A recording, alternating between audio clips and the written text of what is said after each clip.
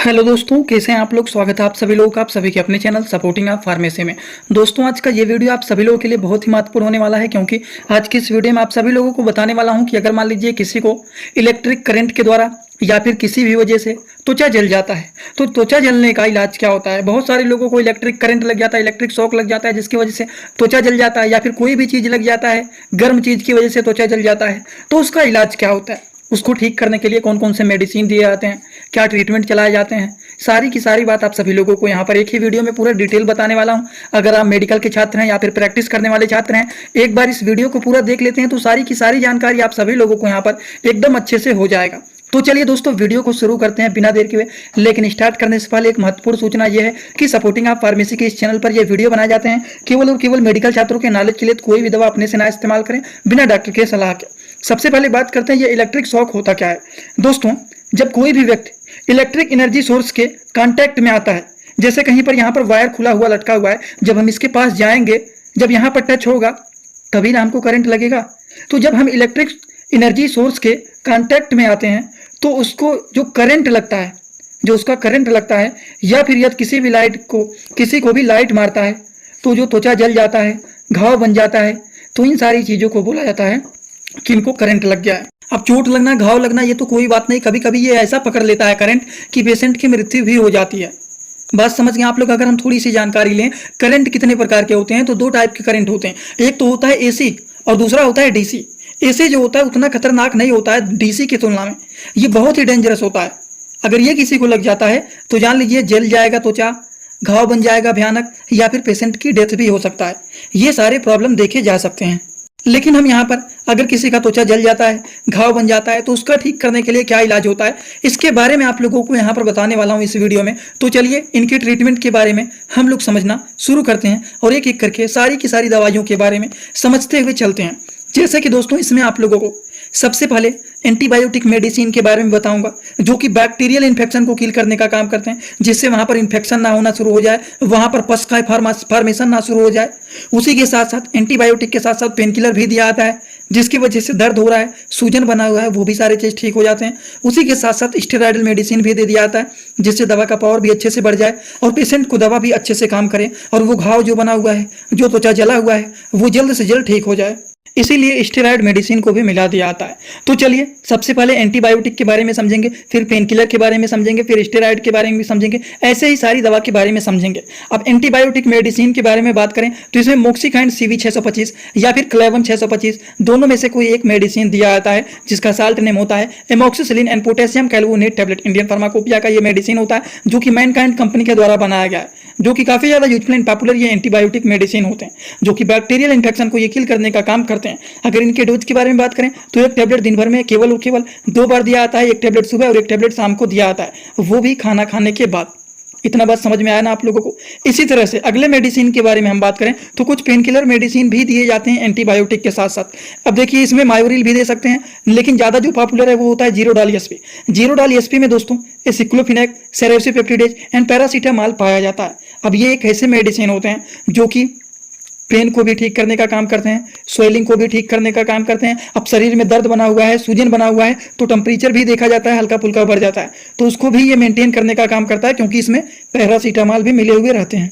और आप सभी लोगों को पता है, अगर मान लीजिए किसी का त्वचा अगर जल जाता है तो जलने के कारण दर्द तो होगा ही, दर्द के साथ साथ देखते हैं सूजन भी बन जाता है, तो वो सारी चीज़ों को ये ठीक करने का काम करते हैं जीरोडाल एसपी। तो एंटीबायोटिक के साथ साथ इस मेडिसिन को भी मिला करके दे दिया जाता है। अगर इनके डोज के बारे में बात करें तो एक टैबलेट दिन भर में 2 बार दिया जाता है, वो भी खाना खाने के बाद, एक टैबलेट सुबह खाना खाने के बाद और एक टैबलेट इसको भी खाना खाने के बाद शाम को। ठीक, तो इस तरह से मेडिसिन को पेशेंट को दिया जाता है।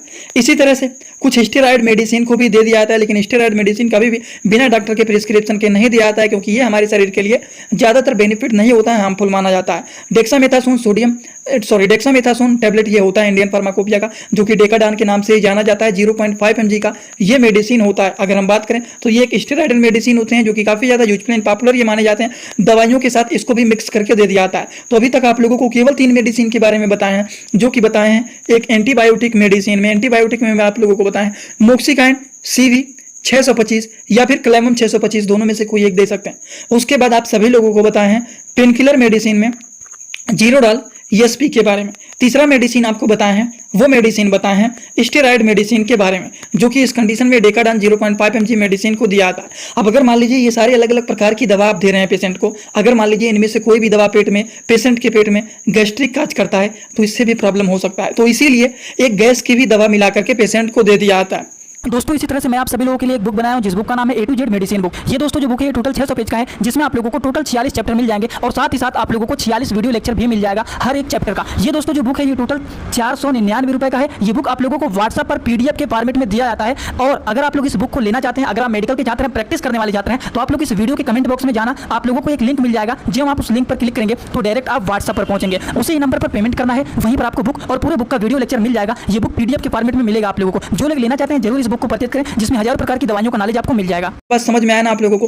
अब गैस्ट्रिक दवा के बारे में बात करें तो गैस्ट्रिक मेडिसिन में आप पेंटाप DSR को दे सकते हैं, नहीं तो अगर कॉमन मेडिसिन दे रहे हैं तो एसिलैक 150 mg को भी दे सकते हैं। जो पेंटाप DSR है ये पेंटाप्राजोल एंड डोमपेरिडोन इसमें मिले हुए हैं।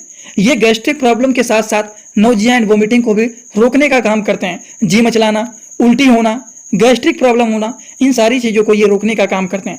वहीं पर जो एसिलैक होता है ये केवल और केवल गैस्ट्रिक प्रॉब्लम को ठीक करने का काम करते हैं। तो दोनों में से कोई एक गैस की दवा को दिया जाता है। इसके लिए भी एक फार्मूला बताया था आप लोगों को कि किसी भी दवा के नाम के लास्ट में अगर PRAZOL प्राजोल आ जाए या फिर TIDI यानी टिडीन आ जाए, वो सारी दवाइयाँ क्या होती हैं, गैस की दवाइयाँ होती हैं। जैसे कि आपको बताए थे पेंटाप्राजोल, ओमेप्राजोल, रेबिप्राजोल, लेंसोप्राजोल, तो सब में प्राजोल आ रहा था। ये सारी दवाइयाँ गैस की दवाइयाँ होती है। उसी तरह से रेनिटिडीन, सिमिटिडीन, नाइजाटिडीन, ये सारी दवाइयाँ जो होती हैं ये भी गैस्ट्रिक प्रॉब्लम को ठीक करने का काम करते हैं और ये भी गैस्ट्रिक प्रॉब्लम को ठीक करने वाली मेडिसिन होती हैं।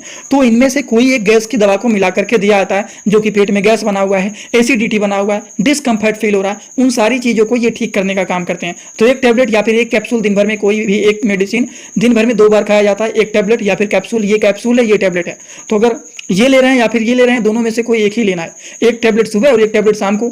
इसको खाना खाने के पहले भी लिया जा सकता है। अगर आप खाना खाने के पहले खा रहे हैं, दवाइयों के साथ नहीं खा रहे हैं, तो खाना खाने के आधे घंटे पहले इन मेडिसिन को खा लेना चाहिए। आप सभी लोगों को याद होगा, आप लोगों को अभी तक मैंने 4 प्रकार की मेडिसिन के बारे में बताया हूं। एक एंटीबायोटिक मेडिसिन में आप लोगों को मोक्सिगाइन CB625 बताएं।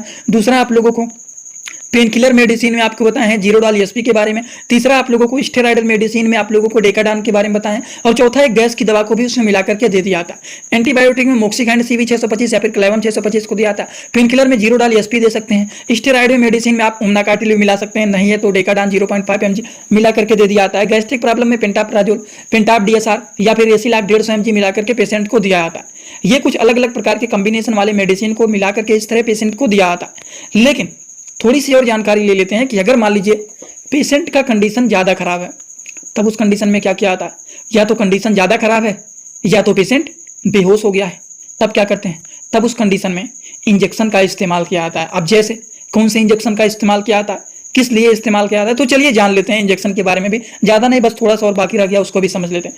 इंजेक्शन में दोस्तों देखिए जो होता है मोन्टाज, जिसका नाम होता है सेफ्ट्राक्सोन, ये जो मेडिसिन होता है, और इसी के साथ साथ एक डेक्सोमेथासोन, दोनों मेडिसिन को मिला करके दे दिया जाता है, जो कि एक प्रकार के एंटीबायोटिक मेडिसिन होते हैं, जो कि ये भी इन्फेक्शन को किल करने में यूजफुल माने जाते हैं।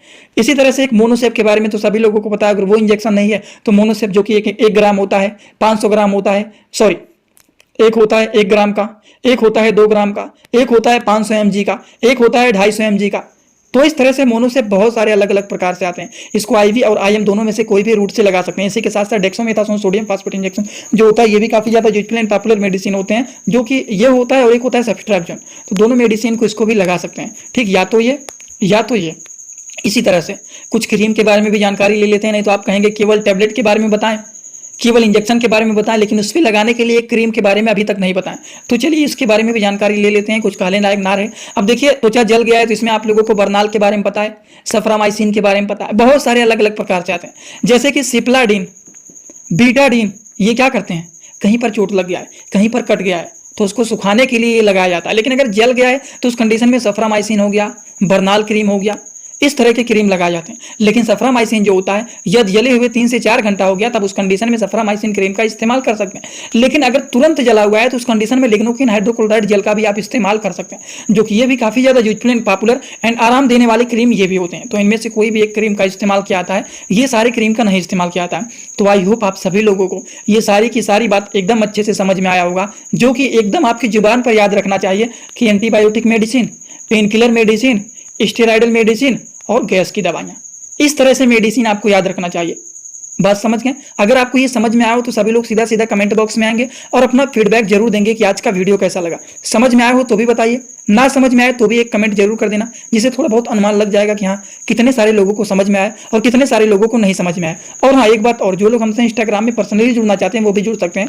जुड़ने के लिए सर्च कर सकते हैं सपोर्टिंग आप फार्मेसी, जो चैनल का पूरा नाम है। लेकिन फेक आईडी भी आपको मिल सकते हैं, उस आईडी को फॉलो करना है जिसके फॉलोअर 1000 से ज्यादा और फॉलोइंग केवल और केवल एक है, वही रियल अकाउंट है। छोटे छोटे कंटेंट वहां पर भी बनाता रहता हूं, अगर जुड़े रहेंगे तो बेनिफिट मिल सकता है। वैसे कोई जोर जबरदस्ती नहीं, आगे आपकी मर्जी, जुड़ना चाहते हैं तो जुड़ सकते हैं। तो चलिए दोस्तों, आज का वीडियो यहीं पर होता है complete. Thanks for watching video, like comment share and subscribe this channel.